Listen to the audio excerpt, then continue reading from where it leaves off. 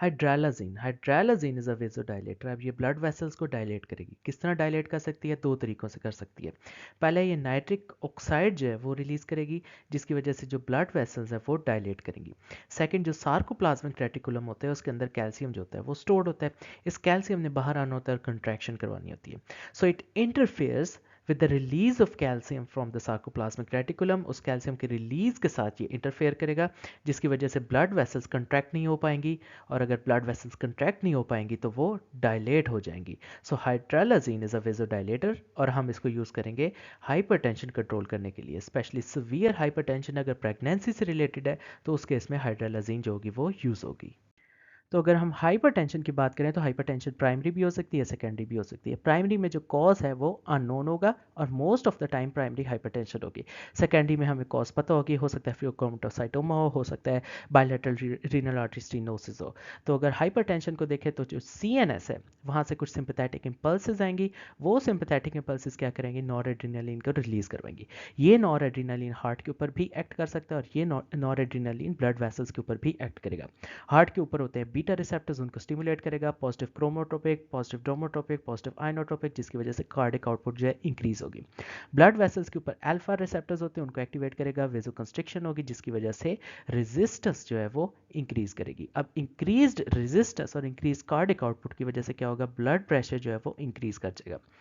इसके साथ साथ क्या होगा? क्योंकि रेजिस्टेंस हुई है तो जितने भी रीनल्स की ब्लड वेसल्स थी वो सारी कंस्ट्रिक्ट कर जाएंगी, और जो रीनल ब्लड फ्लो है वो भी ड्रॉप कर जाएगा। जब किडनीज में रीनल ब्लड फ्लो नहीं आएगा, जीएफआर ड्रॉप कर जाएगा, तो उसकी वजह से सॉल्ट और वाटर की रिटेंशन हो जाएगी। इसको ट्रीट करने के लिए किडनी क्या करेगी? रेनिन रिलीज कराएगी। जो एक्स्ट्राग्लोमेरुलर सेल्स जो होंगे वो रेनिन रिलीज करेंगे। अब रेनिन क्या है? ये एक एंजाइम है जो कि एक्ट करेगा एंजियोटेंसिनोजन पे। एंजियोटेंसिनोजन आता है लिवर से, वो इसको बनाता है, प्रोटीन है, और रेनिन इस एंजियोटेंसिनोजन को चेंज करेगी एंजियोटेंसिन 1 में।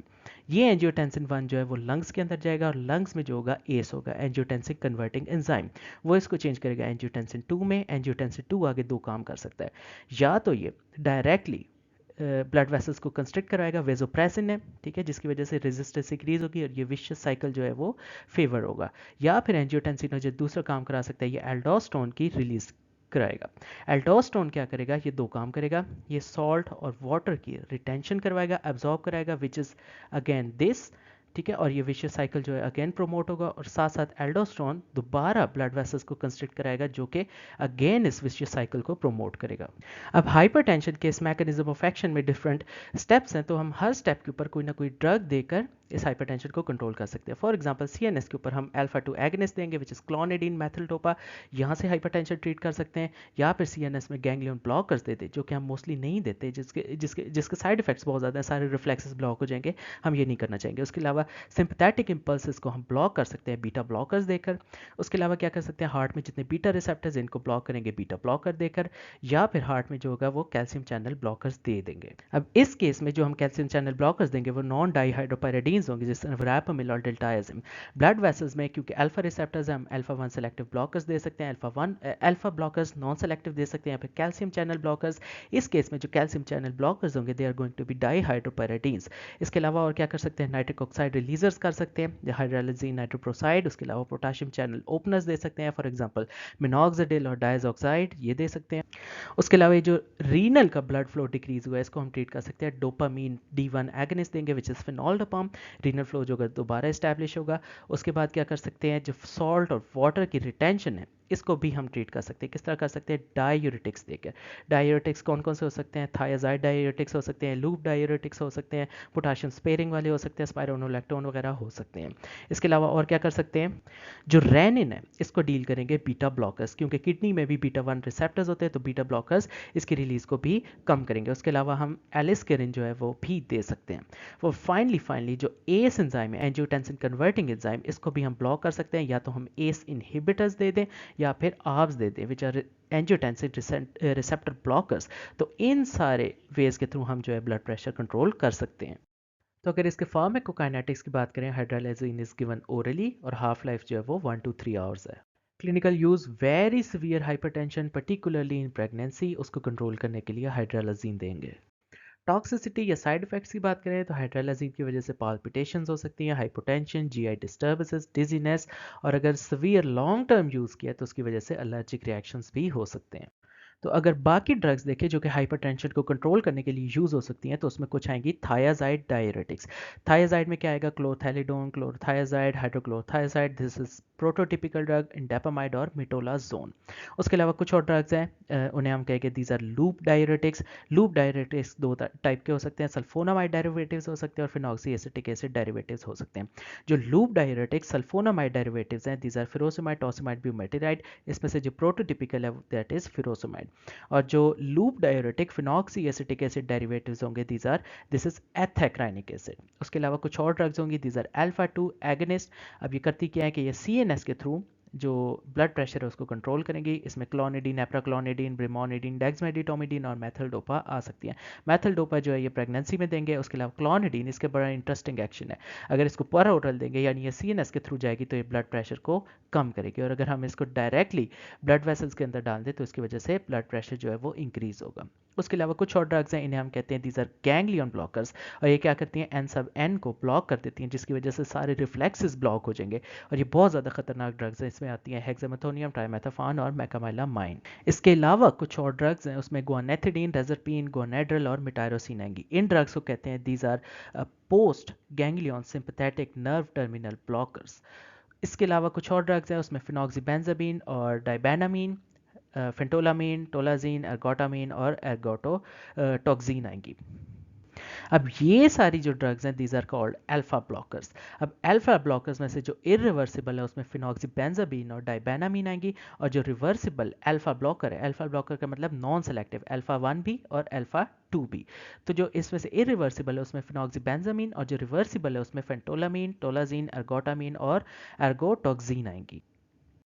इस सब के अलावा जो कुछ अल्फा 1 ब्लॉकर्स है वो भी यूज़ कर सकते हैं हाइपरटेंशन को कंट्रोल करने के लिए। उसमें प्राजोसिन, ट्राजोसिन, डॉक्सोसिन, एल्फ्यूजोसिन, ब्यूनोजोसिन, एंडोरामिन, यूरैपिडिल, टेस्म्यूलोसिन और सिलुडोसिन।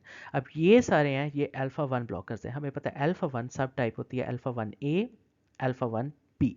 अब इसमें से जो टेस्म्यूलोसिन और सिलुडोसिन है these are selective alpha 1 A blockers. तो ये यूज़ होंगे सिर्फ बीपीएच की ट्रीटमेंट के लिए, और जो बाकी यूज़ होंगे वो बीपीएच को भी ट्रीट करेंगे और साथ साथ जो हाइपरटेंशन है उसको भी ट्रीट करेंगे।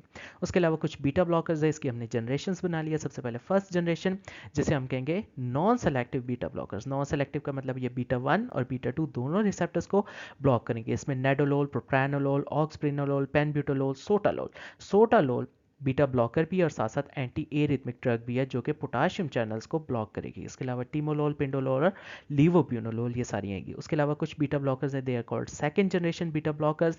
दीज आर बीटा 1 सेलेक्टिव, यानी सिर्फ बीटा 1 रिसेप्टर्स को ब्लॉक करेंगी जो कि हार्ट और किडनीज के ऊपर होते हैं। इसमें acebutolol, atenolol, bisoprolol, esmolol, metoprolol आ सकती हैं।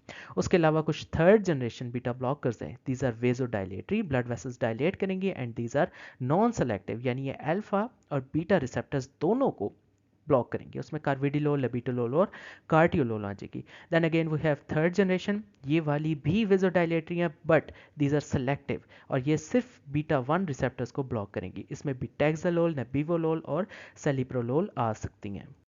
तो इसके अलावा भी कुछ और बीटा ब्लॉकर्स है जिनका मेम्ब्रेन स्टेबलाइजिंग इफेक्ट है, यानी हम कह सकते हैं कि ये लोकल एनेस्थेटिक इफेक्ट भी शो करती है। उसमें प्रोप्रानोलोल, एबिटोलोल, एस्बिटोलोल, मीटोप्रोलोल और पिंडोलोल आएंगे। उसके अलावा कुछ और बीटा ब्लॉकर्स है जिनमें सिंपैथोमाइमेटिक एक्टिविटी भी है, यानी ये सिंपैथेटिक नर्वस सिस्टम को थोड़ा बड़ा एक्टिवेट करेंगे। इसमें सेलिप्रोलोल, कार्टियोलोल, पिंडोलोल, एस्ब्यूटोलोल, लेबिटोलोल, पेनब्यूटोलोल, ऑक्सप्रिनोलोल ये सारी आ सकती हैं। देन फाइनली कुछ और हमारे पास बीटा ब्लॉकर्स है जो कि कार्डिक लाइफ को प्रोलॉन्ग करती हैं। उसमें मीटोप्रोलोल, कार्विडिलोल और लेबिटोलोल आएंगी।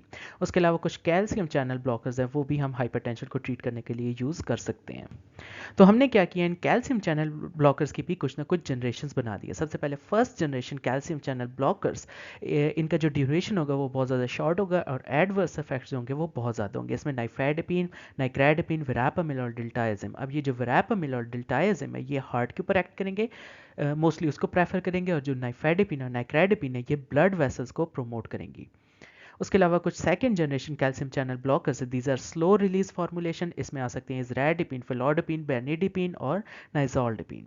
उसके बाद कुछ third generation calcium channel blockers हैं, these are more lipophilic, more stable pharmacokinetics, और इनकी जो टॉलरेंस है हार्ट फेलियर के पेशेंट में वो बेटर है। इसमें आ सकती है एम्लॉडिपिन, एजैल्निडिपिन, एफॉन्डिपिन। उसके अलावा finally fourth generation calcium channel blockers आएंगी, ये ब्लॉक करेंगे एल और एन टाइप के कैल्शियम चैनल्स को, these are with stable activity, और इनके जो एडवर्स इफेक्ट्स हैं वो काफ़ी कम है, ब्रॉड स्पेक्ट्रम है। इसमें आ सकते हैं सिलनाइडिपिन, लरकैनिडिपिन और लेसिडिपिन।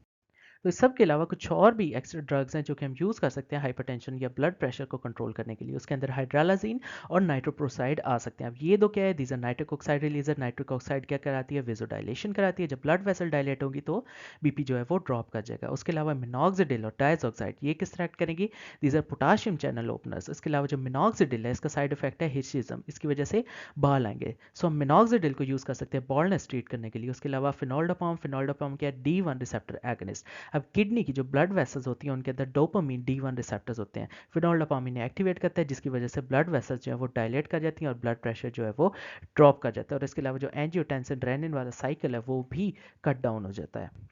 इसके अलावा कुछ एस इनिबिटर्स हैं, these are angiotensin converting enzyme inhibitors. ये क्या करेंगे, एस को ब्लॉक करेंगे। जिस एंजाइम ने एंजियोटेंसिन 1 को चेंज करना था एंजियोटेंसिन 2 के अंदर, वो एंजाइम ही अब ब्लॉक हो गया। सो ना अब एंजियोटेंसिन 2 बनेगा, ना एल्डोस्टेरोन बनेगा, जिसकी वजह से ब्लड प्रेशर जो है वो फॉल कर जाएगा। तो इसकी एग्जाम्पल में आ सकते हैं कैप्टोप्रिल, एनाप्रिल, लिनोसिप्रिल, रैमिप्रिल, क्विनाप्रिल, बेंजाप्रिल, फोसिनोप्रिल। उसके अलावा कुछ हैं आर्ब्स, एंजियोटेंसिन रिसेप्टर ब्लॉकर्स। ये रिसेप्टर को ही ब्लॉक कर देंगे, same like S inhibitors, but इनका जो थोड़ा बड़ा एडवांटेज ये है कि इसकी वजह से इसका साइड इफेक्ट कफ नहीं है। ठीक है, ये अगर एस इनहिबिटर्स लेंगे तो उसकी वजह से कफ हो सकती है, और आर्ब्स की वजह से कोई कफ नहीं होती।